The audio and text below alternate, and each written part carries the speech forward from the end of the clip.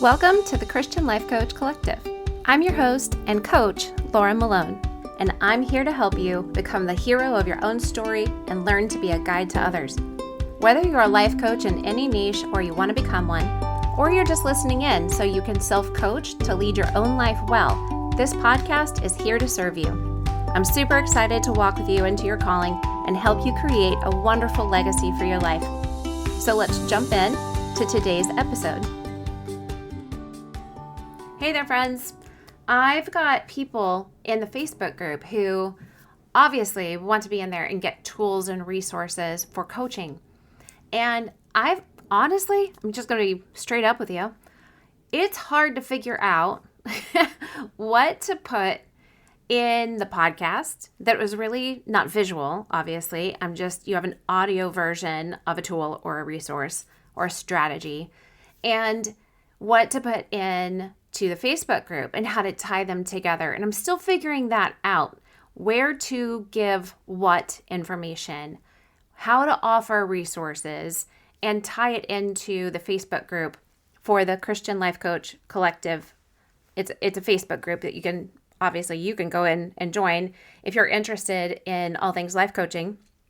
And as we're building that community, as we're all kind of coming together and learning from one another, sewing into each other, asking questions, getting feedback, I want to give you guys tools and resources, but I'm just figuring out what is the best way. How do you want to get them? Do you want to listen to them on the podcast and also be able to download something over there in the Facebook group? That might be a good idea.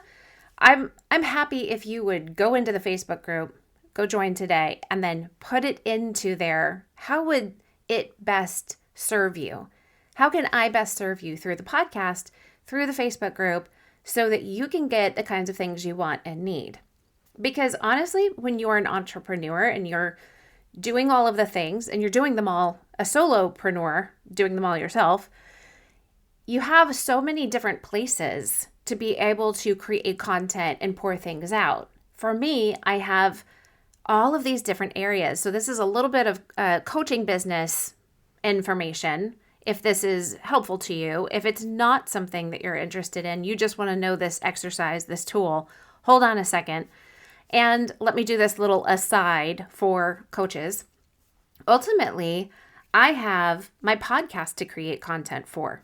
I have clients to use tools for and use tools with and teach and coach through.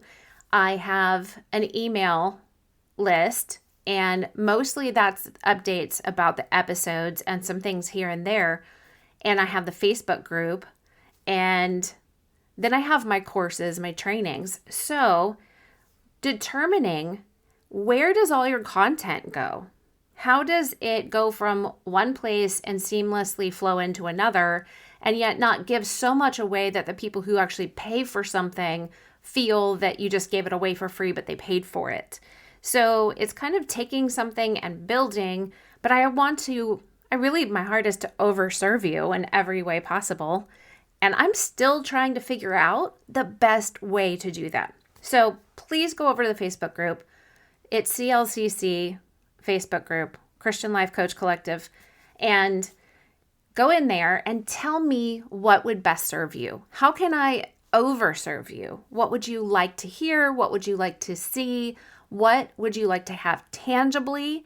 And how would you like to have your hands on it? So you can also go to the website, sterlingandstonementoring.com, and click on the podcast and scroll down there and actually put it into a question to send me, or comment like, hey, you asked, this is my answer, or ask a question that I can answer here on the podcast directly to you and let everybody benefit from it.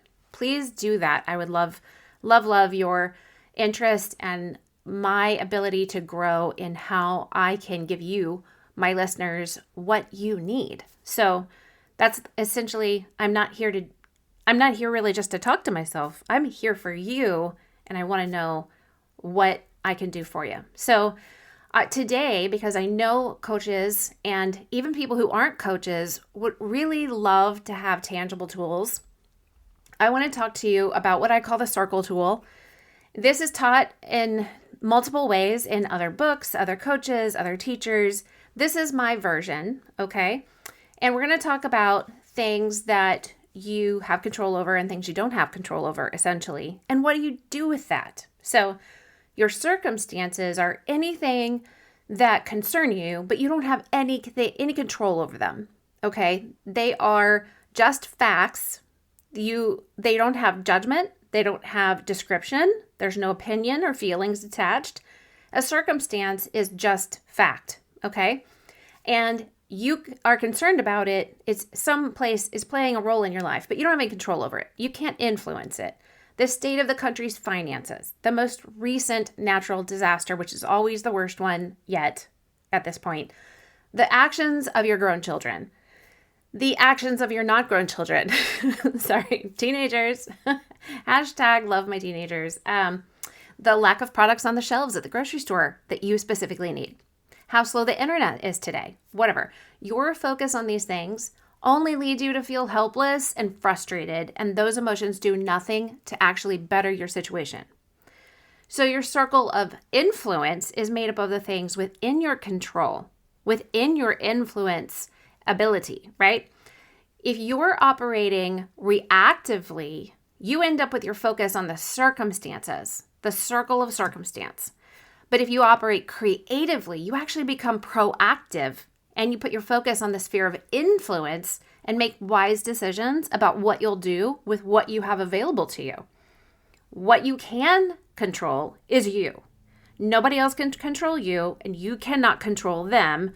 I know it's a huge myth that we can actually control other people, but ultimately you wouldn't want anybody to control your beliefs and thoughts and emotions and actions. So you have to recognize you cannot control anybody else's beliefs, thoughts, emotions, and actions. This is yours, right? Your paradigm, your perspective, your personality. Ultimately, your soul is only within your control, right? And nobody else has that. So that is what you definitely can influence. And you should always start there with managing your thought life and leading yourself well.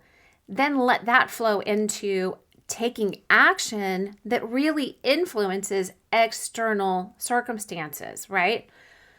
So when your focus is on concerns and circumstances, you have less influence. True influence only stems from actual focus and true action, not thinking about something, ignoring something, denying something, worrying about something. That is not influence. That's going to keep you stuck. And your paradigm of beliefs and thoughts, as well as your emotions, actions, and the results you create, are all within your control and influence. When you focus here, you move into a creative realm and you can see truth and possibility, and you're more open to what could be, so you become really more inspired and innovative. When you stay stuck in the circumstances you're concerned with, you leave the ability to hope and create and be encouraged behind. It leaves you feeling powerless. It leaves you feeling helpless, hopeless. And honestly, learned helplessness is a real thing. You learned somewhere along the way, maybe from somebody's that influenced your life, to be helpless. And that's not helping you. But the good news is that you can learn to do something different with your focus and actually make changes that bring amazing results, right? So when your focus is on what you can influence, your influence grows even healthier. It grows bigger. It grows wiser. So let's talk about a situation we've all found ourselves in at one point or another.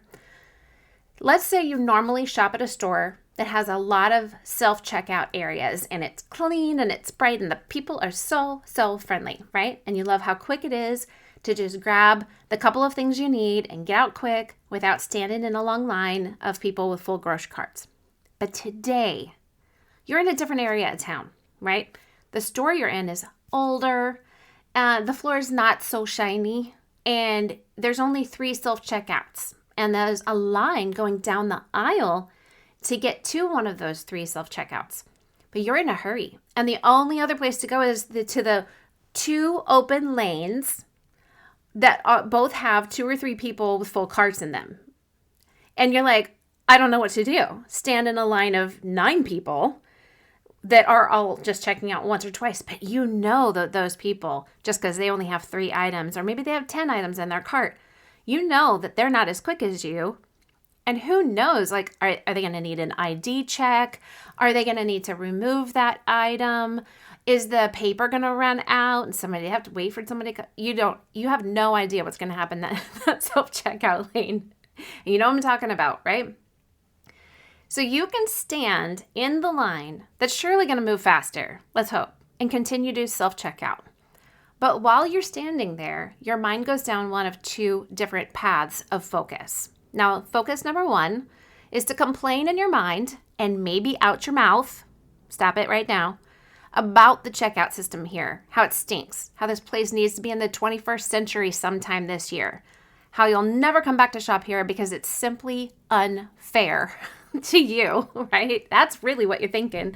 How the store obviously doesn't have good management because they can only have 2 cashiers working, or maybe people hate working here because of the management, or maybe the world just doesn't have enough people willing to work with excellence. Then your face starts to contort a little bit, right? And you start getting that angry 11 in between your 2 eyebrows. And all the joy you felt this morning at church during that amazing worship set, I forgot to mention, this is your post-church run on the way to a barbecue, and you only needed that 12-pack of limoncello LaCroix to take with you, okay? That's what you're doing here. And you've lost all the good feelings of being headed to your friend's house whom you haven't seen for weeks. You know the day outside is beautiful, but instead of enjoying the drive there with the window down, the sun on your face, the music turned up, you're stuck in here with a bunch of other people harumphing in line around you. So you're all miserable together because none of you know how to manage your minds well and let joy supersede your circumstance. In the kingdom, joy supersedes your circumstances.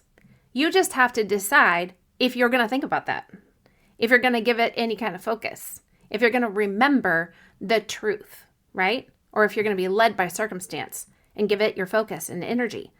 So when you get to the party, the first 6 people you see get to hear about your complaining of all that was out of your control at the store. And still, you thought you deserved control, so you got frustrated and offended, and now you're changing the atmosphere around you to a less than joyful atmosphere, right? Or focus number 2 is you choose to do what's considered respectful of you. You stand in line with some patience and a little bit of self-control, and you decide that your thought life is within your control, so you actually spend time thinking about the joys of the day, the time ahead of you, the way you can bless people around you. Maybe you turn to the woman behind you and you compliment her earrings. You make her feel good today, right? Maybe you play peekaboo with the baby in the cart ahead of you. Or you talk to the man in front of you and say like, wow, hey, what's that in your cart? I've never tried those before. How are they? And you lighten the light up for him, right? Maybe things got a little bit lighter because you're a nice person and he was cranky about the line too, but you're making a difference for him, right? Maybe you take this time as an opportunity to ask God for some prophetic word for your friend who's holding the barbecue. You want to know like, hey, God, could you just give me an encouraging word for my friend in this season? It's been hard, and I just want to tell her what you think about her, what you have for her. Or maybe you can use this downtime to shoot a couple people a text, some heart emojis or encouragement, or maybe just a little, I'm thinking about you. I'm a Bitmoji girl. So I have the Bitmoji app, and I love it because I can actually make my own little character say what I want it to say to anybody. And I have a lot of fun with it. So I encourage you. It's Bitmoji. Yeah. Anyway, you can change your clothes, put on fun lipstick, whatever. Anyway, the next thing that you know, you've already checked out. You're in the car. The window's down. The sun's on your face. The music's turned up. And you're on your way to a party. You have a great attitude. And when you get there, everybody's happy you showed up not because you finally got the LaCroix there, because you're changing the atmosphere around you, bringing hope and truth. And you're lighthearted. And you bring joy because you're at a party. And who cares? that it took an extra 4 minutes in line. This didn't change anything, right? Now, this tool isn't about positivity or manifesting anything or higher vibrations, okay? This is actual self-leadership. It's being aware of what you have control of and what you don't, and deciding what to focus on so you can do good for yourself instead of harm yourself. So looking at circumstances out of your control is not helpful if you give it long-term focus. If it's raining, but you were planning on going for a run, you have the ability to decide what you're going to focus on. If you're going to focus on the rain, your thoughts are going to lead you to disappointment or being upset. That doesn't help you. Even if you're in the habit of allowing yourself to wallow in your disappointment or your justification, and you believe that actually makes you feel better to stay there, but truly you have to ask yourself, does staying stuck in that to justify yourself, is it actually helping you? Are you actually feeling better? Is it creating fruit? Is it helping change the atmosphere around you? Does it bring the gospel? Does it bring the kingdom of heaven to earth? Are you partnering with the kingdom? Are you doing God's will? Are you even just doing what you really want to do? Or are you just not managing your thoughts enough to actually pull yourself into the correct focus that's going to help you? You can decide to focus on what you control and influence. You have choices here, and if you'll just take a minute and discover them, you'll actually find the influence you have over your decisions and your attitude. You could focus on your options, which might be something like go running later, or exercise inside, or wear a raincoat and some different shoes. I think an option is go get soaked and enjoy the rain on your face for once, because how often do you actually choose to do that? Yes, you know that you're going to have to throw the clothes in the washing machine ASAP, and you're going to have to jump in the shower, but is that really so terrible? Listen, when you come back from running, you're smelly and you need to wash those clothes and take a shower anyway. Why not be soaked in the rain and have a great time? Why ruin it? So that's not for everybody. I understand it. So are you stuck on what is unfair in your life? Because if your focus is on whatever you call unfair, you're going to just stay stuck there.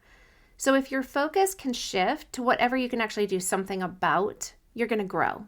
You're going to find hope. You're going to find more joy. And it's really within your reach if you'll choose to accept it. And just one caveat, if you choose not to accept that it's within your reach, you are not changing the truth or the reality that it is within your reach. You're still able to make that choice. You're just not willing. And that's something that it's important to take ownership and responsibility for. That is a choice you've made. So here's the exercise you can do for yourself and for your clients if you're a coach. I use this circle tool along with the Pearl practice that I talk about in episode 6. I also teach extensively on it inside of the Greenhouse course with my coaches. So what you do is you take a circle, take a piece of paper, draw a circle within a circle, 2 circles, okay? On the outer one, you write circumstance. On the inner circle, write influence.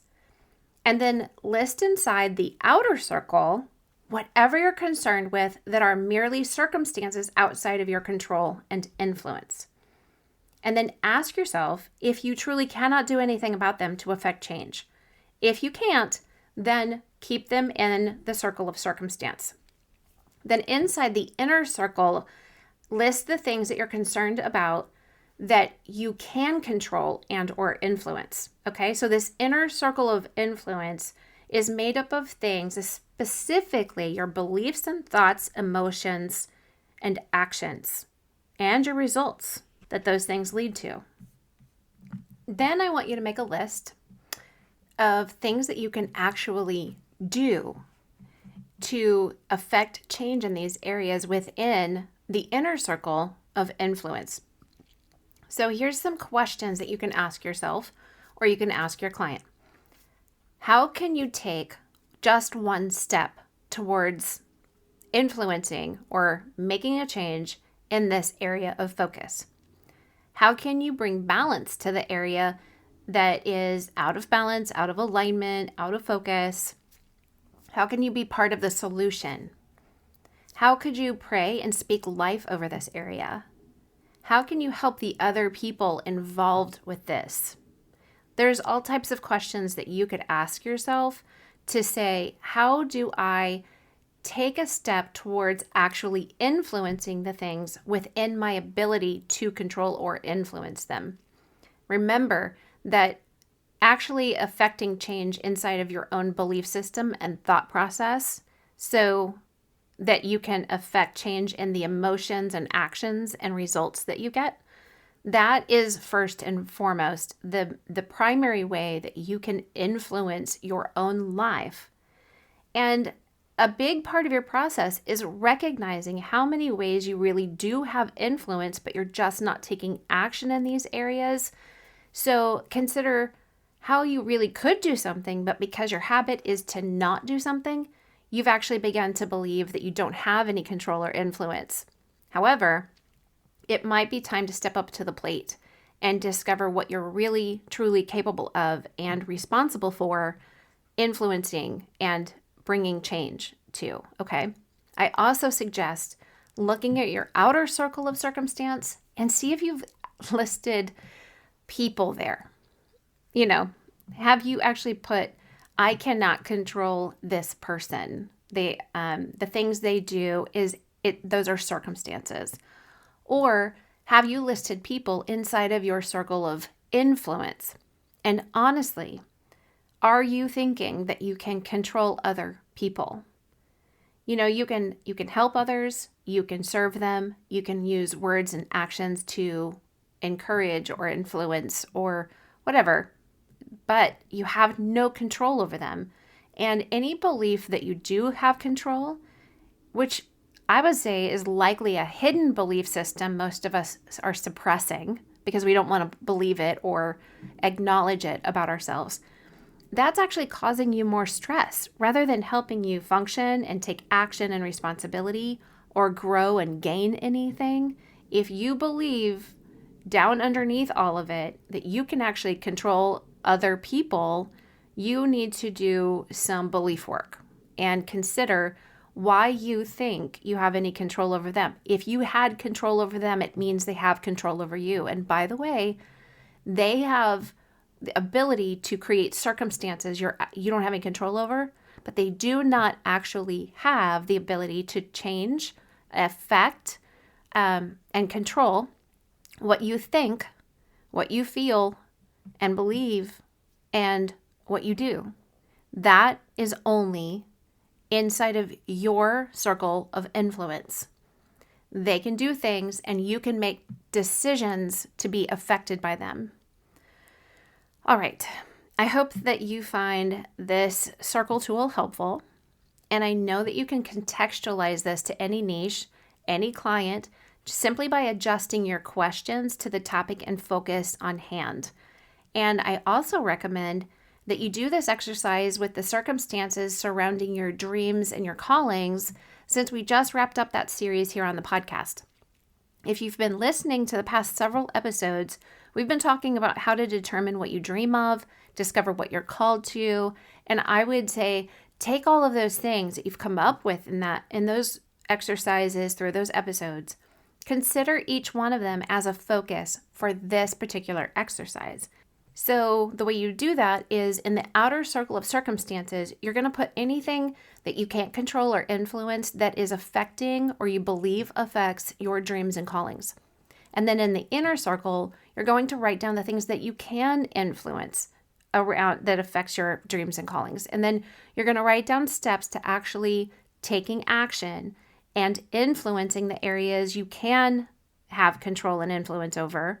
And then really moving into what is in your heart so you can live more wholeheartedly in pursuit of your true goals. All right. Well, that wraps up. I hope you've enjoyed this tool. And I also wanted to tell you, if you go to sterlingandstonementoring.com, if you're a coach or you want to be one, check out the Coach's Mistake Evasion Manual that I have on there. It's going to give you a list of 32 things to avoid doing, along with what you can do. So it's solution oriented. And if you're starting or growing a coaching practice or a business, then I hope that this can be really beneficial to you. All right, until next time, remember you're chosen and dearly loved by a God who designed you to be intentional and full of the fruits of the Spirit. All right, have a great day. Hey, thanks for listening. And I would love it if you could leave me a review wherever you listen to this podcast and tell me what you're loving about it. It helps other people who are looking for transformation and change and growth in their lives find me. And if you want to learn about becoming a coach with any of your superpowers, head over to sterlingandstonementoring.com and check out the Greenhouse course. See you there.